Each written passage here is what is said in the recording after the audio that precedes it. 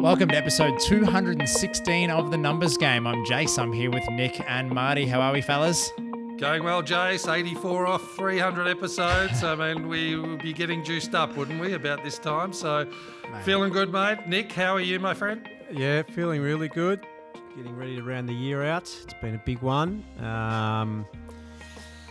I was going to say limping to the line, but no, I wouldn't say that. I'm feeling pretty good at the moment. So, yeah, no, feeling good, but looking forward to wrapping the year up. Pretty sure Jace has already got the venue booked for episode 300. He's well and truly there, Marty. We just got to hurry up and catch up, you and I. He's already there. Absolutely. Jace, how are you going? Mate, good. We'll be holding the butt up more than the Aussies will be at this point in the early days of some of the series that I've seen lately. But anyway, we won't get too into the happenings of what's going on there. We'll stay focused on, raising the bat for the numbers game, episode 300. Got a big celebration for 250 planned and then an even bigger one for 300. So just getting the people excited and getting up and about. But quick one, though, before we fire. Nick, you getting plenty of sleep? Everything's going well? Yes. And I'm being very cautious.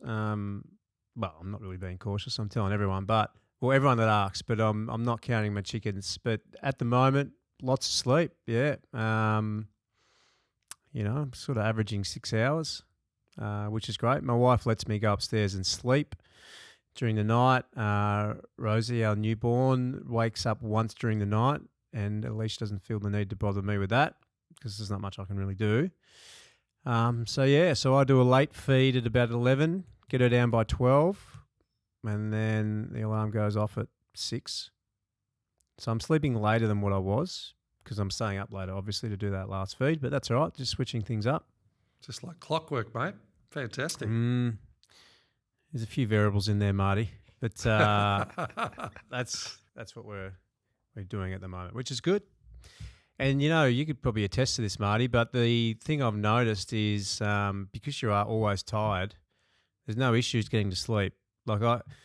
Sometimes I used to go to bed and, stare at the ceiling for an hour thinking about things. Not anymore. I just go upstairs and go to bed and I'm out cold. Yeah, for all the joys of parenting, that constant state of exhaustion is fantastic. And, it's good now Charlie's 11. We get to watch movies together and he does sleep through, but what a joy that is. Took about 8 years. But it's good. It's a good start. Keep going. So, yes. But where are we heading? I want to head somewhere into the future, Jace. What have you got for us today? Because, we're grinding to the end of the year and, leaping to the finishing line. But what have you got for us? Give us something. Over the weekend, I was away down in Inverloch with the fam. Casey wasn't able to come, but I went down to join my brother and sister-in-law and their little boys, Hendrix and Chester, about 3 and 1.5, and the boys are just mad. Like they're in that age where just like two brothers going absolute chaos. And I escaped into the caravan at one point because I'm like, Uncle Jace just needs a few minutes of Uncle Jace time. And it was pissing down rain and the caravan got flooded. There was like a moat of water around the caravan. So I'm like, I'm going to hide in there and then no one else will come in and annoy me. And the point is, when I was in there, I looked up at the TV and there was a segment on Morning Sunrise about vision boards. Now, don't leave yet. Don't, hear me out. And it actually got me thinking about, I've done vision boards over the years and the last one was completed quite a few years ago. And I thought, I was sitting there at a moment of reflection while I continued to avoid being out in the puddles with the kids. And I thought, what was on my vision board from 5, 6, 7, 8 years ago? Like kind of, and then I thought, what actually gets people to go to this point of starting a vision board? And often it's like at the start of a business or some kind of life-changing event where you're like, okay, cool, I've got this change on, I'm going to lay out a bit of a vision. And, I decided to do a vision board many, many years ago. And upon reflection, it was things like, getting, multi-million-dollar turnover accounting firm, award-winning, winning the Zero Accounting Partner of the Year award, which we won twice, getting on TV as an accountant at some stage. I had all this kind of stuff, running a marathon, hiring X amount of people, going to the NBA in America. And, I've ticked off a few of these things over the years, and it got me thinking that I feel like I've become quite stagnant in a sense that now that there's nothing on this, future achievement list or things that I'm aiming towards. And I kind of wanted to, again, just approach that topic of vision boards with you guys, have a bit of an ask of, have you heard of them? What do you know about them? Have you done one before? And then go into a bit of a why and how they work when it comes to, the mind and everything else. So Marty, I might start with you. Vision board, done one, been there? Got one on the wall at home? Yeah, well, I used to think it was total bullshit, to be blatantly honest, when I was 20, probably about 27, 28, until I saw people doing it. And then I thought, I'll put some goals up on my screensaver. And it was my Vision laptop. And strangely enough, forgot about it, right? Just forgot about it for 5 years, but then reflected on some of the goals I put up, and they were all accomplished. And I thought, oh, that's interesting. So I think it always strikes. It was always. I was adamant that by having it there, I had a focus point, and then obviously executing plans to achieve them was the key to the vision board as well. So if you didn't have a direction, then you're just working, right? And you'll see where it ends up. It's like anything. You have a financial plan so you know where you're going. I see it very similar in some ways, but there's something about, it depends if you're a visual person, which I am, but having the picture on the screen constantly at me obviously had some impact in me achieving those things. So my wife does it very practically. Like she'll have actually a chipboard and put up pictures that she wants to accomplish, and she's done that religiously for the last 15 years that I can remember anyway, and most of them get accomplished, strangely enough. So I think it's a great guide, but I think you also have to put the execution into it, because those opportunities will arise, but you have to put in the actions. And I think sometimes from what I've seen, that's where it's fallen down. And I know myself, if I put something up and I don't take the right course of action, it's never going to happen. But it's a great focus point. That's my perspective. Nick? Yeah, I've flirted with one before, but I think I didn't do it the right way. And the more I think about it, it's definitely got relevance. And I can see why they work, but I would kind of think that more of a strategy board, I'm just thinking out loud here, or mapping out a plan is more appropriate. So I'm not saying that your goals were wrong, Jace, but you've achieved them already. So what was your ultimate vision, and where were you trying to get to? And maybe some of those visions that you had were a stepping stone. So, when I think of vision board, I think of big, hairy, audacious goals. It's just what I think. So I think about, okay, retirement. I want a house in, this suburb. I want to live a comfortable life. I want 3 kids, whatever that might be. That for me is the vision. And then, okay, well, what do I need to do in the meantime to get there? So for me, it's more, okay, this is the strategy that I'm going to take, but I need to remind myself what I'm actually trying to achieve here, so that I don't deviate from the strategy, or I don't lose sight of the strategy or the goal, or lose momentum, or I'm unmotivated one day. I've got to remind myself why I'm actually doing this, versus, okay, this is what I want it to look like, and geez, I hope I get there one day. And if I know that I look at it, it means I'm going to work really hard. So for me, I think vision boards can be a little bit too far away. What does the now look like, and what do I have to do day to day to make sure that I'm ticking off what I need to in the short term to get to that long-term vision? That's my take on it. I might have muffled on a bit there. I think I you're right. Yeah, I think that makes sense. Like mind mapping is very good too, like where you have a vision as the end picture, but you mind map the steps to get there. And that's some people utilise that, and I think that's very effective, where you're taking bite-sized activity steps to get to the ultimate goal, and that to me is a bit more tangible. When it gives you direction, right? Yeah. So I mentioned a nice house on the beach with 3 kids. If that was your vision, it's like, okay, well, that's great, but what am I doing to get there? What's the direction in the next 12 months, 6 months, 3 months, week? So I think. Yeah, and people can sometimes just have these visions. Yeah. And then at times they might seem too far-fetched too. Yeah, I was thinking that I'm pondering on, my first attempt and I've done a couple over the years, but I haven't done one for a long time, right? So I think had I refined it or revisited and kind of redefined it and done it again, how would it look? So I think the idea of clarity or clarifying your goals. So I had running a marathon on there, and I think I've done 4 or 5 since then.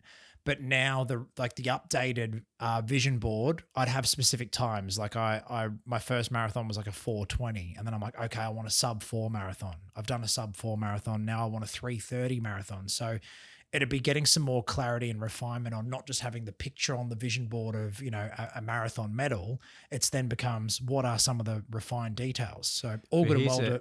Here's Go a on. question, not to interrupt you, but No, please. what is your actual vision? Why are you doing that? So, Well, am there's a picture of a guy's body next to the marathon thing about health and fitness reasons. So tying into that, which I haven't nailed that bit. That bit of the vision board, I look nothing like the picture that I put on there. So there's a bit of work to do on a few things on the vision board.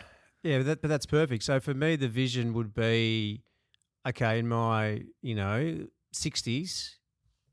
I'm just thinking about this on the spot. I haven't actually thought about this, but now that I think about it, so I've had a daughter fairly late in life. So I'm 40, just turned 42. So I'm going to be my mid 50s with a 15, 16-year-old, give or take. And then if we have another child, I could be in my late 50s with a teenager. So my vision might then be, okay, well, I want to be super active and healthy and fit at age 60. I want to be outside of the norm. So that's my vision.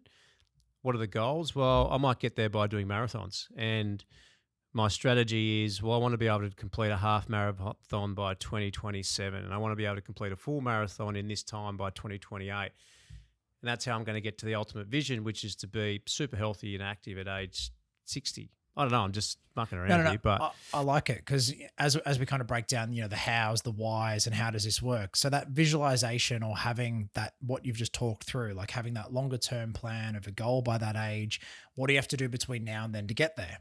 So, the whole purpose of a vision board obviously clarifies where you want to go and the goals you're trying to achieve, helps keep you focused and puts you motivated or in the right mindset to achieve that success. If you don't define it or plant the seed that that's where you want to get to, it's also about the subconscious mind and the decisions that we make around manifestation. So if you know that you want to be fit and healthy at the age of 55 to 60 because of the purpose to be there for your family and your kids as they grow older, even if you define that now and that's somewhere in your mind, you will subconsciously start to make decisions that will help you get there because of the fact that you've defined this. Then if it's physical on a board, let's say it's on the back of your door before you leave the house every day, even if you catch a glimpse at a particular goal that is a picture on the back of your door or somewhere that you see, your desk at home, something when you get out of bed, it's on your bedside table. These are also further touch points that continue to get inside the psyche of your mind and your brain that help you to make decisions towards getting where you want to be. So I think, I've probably underestimated the power of the vision board, the things that were on mine that I've just done day to day for the sake of doing. Some of the decisions around, keynote speaking for the CPA, I had on there that, future Jace, I want to be involved in keynote speaking, paid gigs where I'm flown somewhere to speak in front of hundreds of people and I get paid to do it because I absolutely love being on stage and providing value to an audience. Now, subconsciously, or not a deliberate decision, but this podcast as an example, doing hundreds of episodes and hours of content has helped me to be able to speak in front of a microphone, speak in front of a camera and talk to people more than probably, when I listen back to the episodes from 3 years ago. So it's little things like that can, and I wouldn't have even known that it was a deliberate thing that ended up happening, but the decision making, if you know more about your vision board than not having one, I believe, that's my personal belief there, is that actions and decisions happen subconsciously due to planting those ideas there. Agree. Yeah, I agree with that. Yeah, I agree with that. And I think what I like about that one, Jace, is it's linked to a skill you're very good at already, and it's just an expansion of that skill. And I think there's a natural alignment to that vision to, what you do in life now. And I like when you were talking about it, I could see that sort of expanding into the future and naturally happening. You might get a few calls off this podcast, mate, the way you delivered that. The one thing I'd say to be careful of with vision boards is, and ask the question is, why do you want to achieve what you want to achieve to? Make sure that alignment is there. I found a lot of people, particularly when I was doing some mentoring in the US, were very big on materialistic things, and it was coming from a place of lack. And if that's your unconscious, your subconscious foundation, then that lack will present in many different ways. So I think you don't, in life, what I've learned as I've got older is you don't always get, you get what you think you deserve. I think it's the best way of putting it.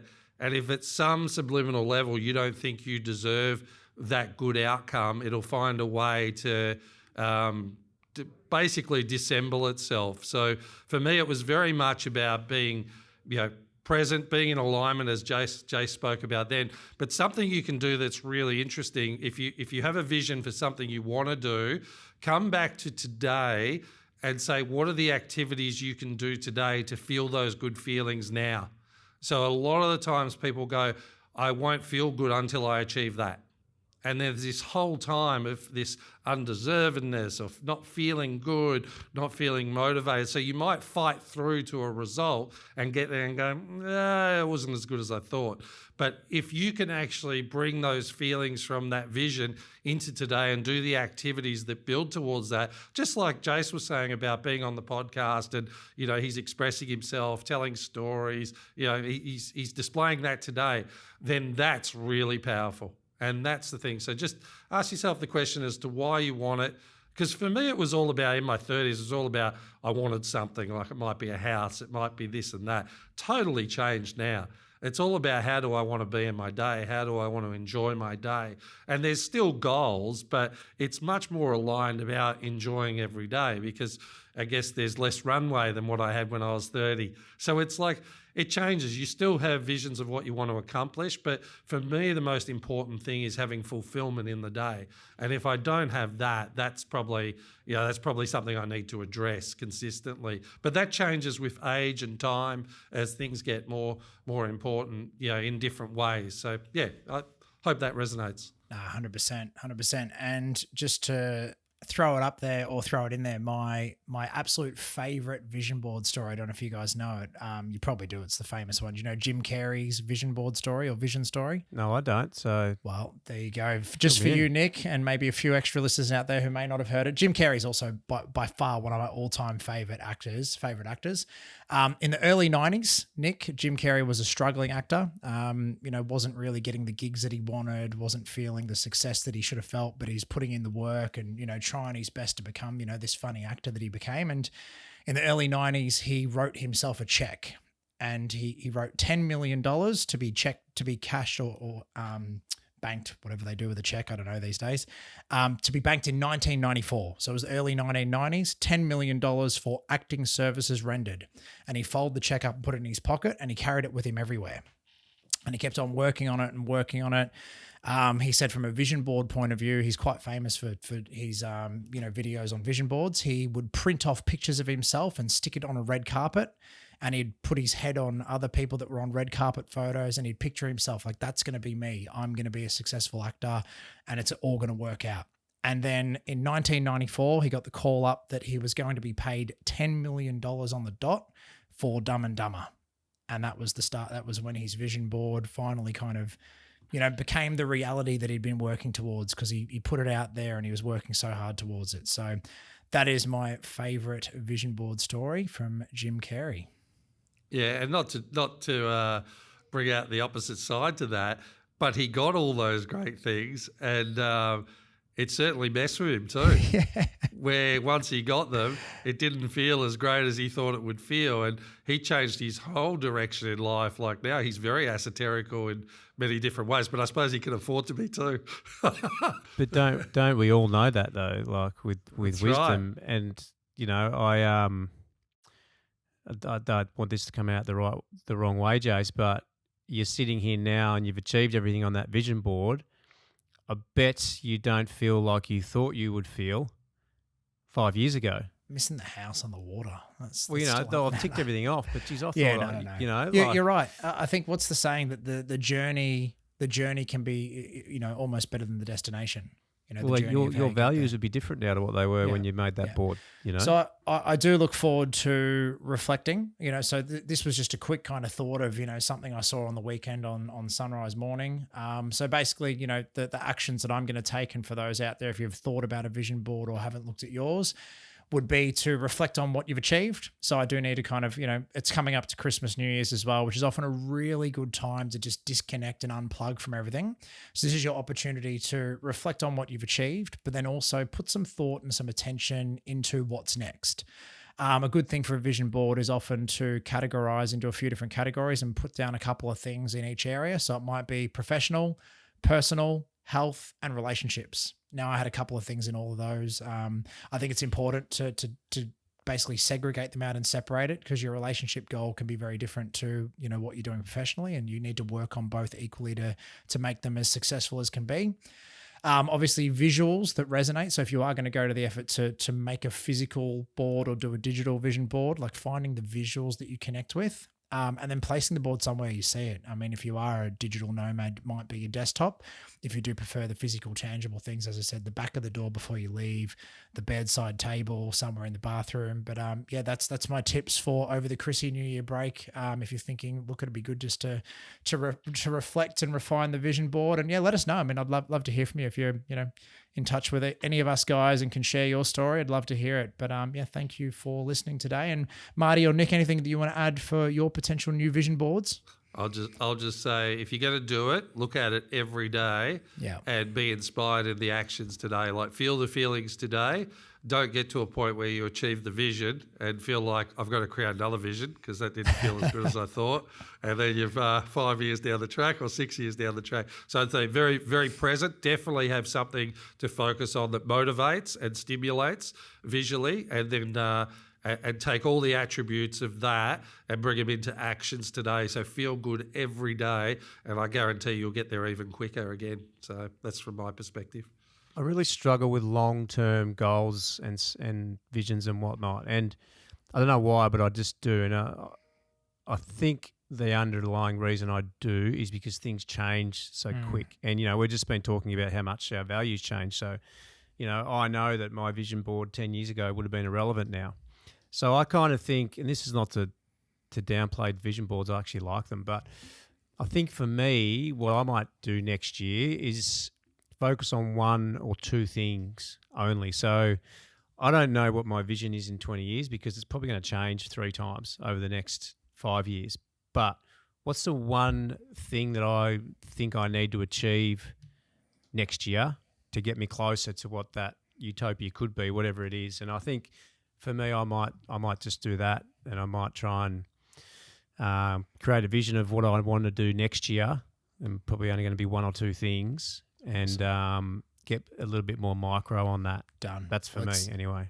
We'll come back in the new year. We'll record an app on what our little micro goals for next year, and we'll recap on how the break went and what we got out of our heads and onto the page.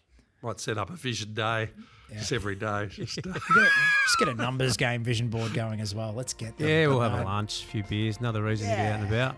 That's right. Now you've got my attention. Thank you for listening, guys. Appreciate it. Like, share, subscribe. Do everything you got to do. If you haven't checked us out on YouTube yet, head over to the YouTube channel and look up the Numbers Game podcast. You can see Nick's lovely head and Marty's beautiful haircut that he's always rocking. And until next time, thanks for joining. And if you don't know where you're going, how are you going to get there? Game over. This podcast is for educational and informational purposes only. The conversations are of a general nature and do not qualify as financial or tax advice. We recommend before you make any financial decisions, you consult a licensed professional. Individuals on the podcast may hold positions in the companies discussed.